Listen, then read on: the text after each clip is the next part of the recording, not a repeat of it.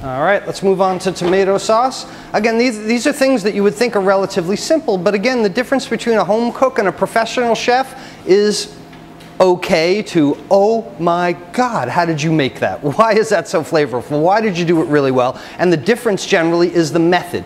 You might think that tomato sauce is very, very easy. You just kind of puree some tomatoes, right? But there's a difference between the way mama or grandma did it and the way professional chefs do. We want to try and build as many levels of flavor as we possibly can. So a classic tomato sauce, made from tomatoes, concasse.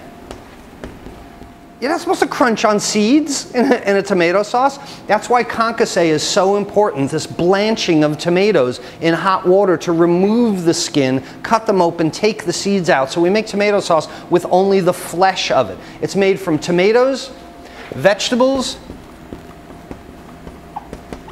seasonings,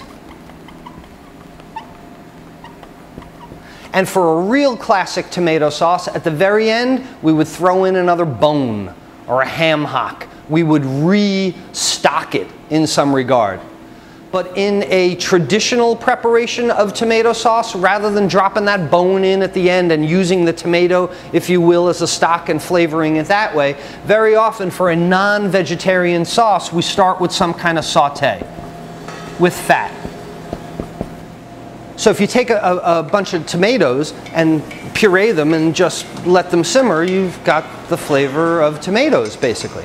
But what if you took some bacon fat and rendered the bacon fat in a pan, sauteed some onions, sauteed some carrot and celery kind of thing, caramelized some of the items, give that sweetness to it, plus that savory, what the Japanese call umami. So rather than just having a bunch of pureed tomatoes, if you start with a saute of bacon fat, you start with some sausage, rendering the fat from the sausage.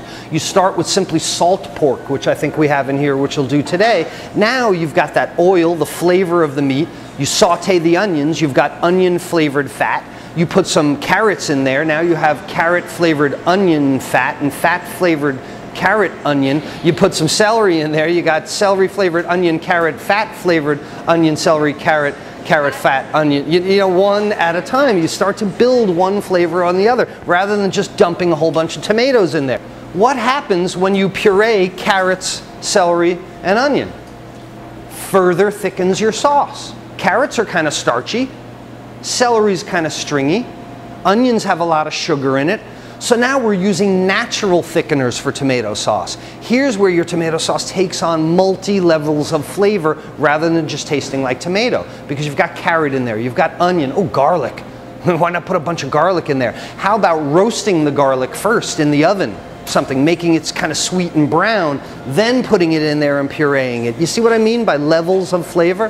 Then it gets simmered, right? Never boiled, simmered. And what happens when we simmer something? Evaporation of moisture, intensification of flavors, loss of volume. It is thickened mostly by reduction.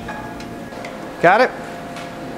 Yes, I can make something so simple seem so complicated, can I? It's the mark of a great instructor.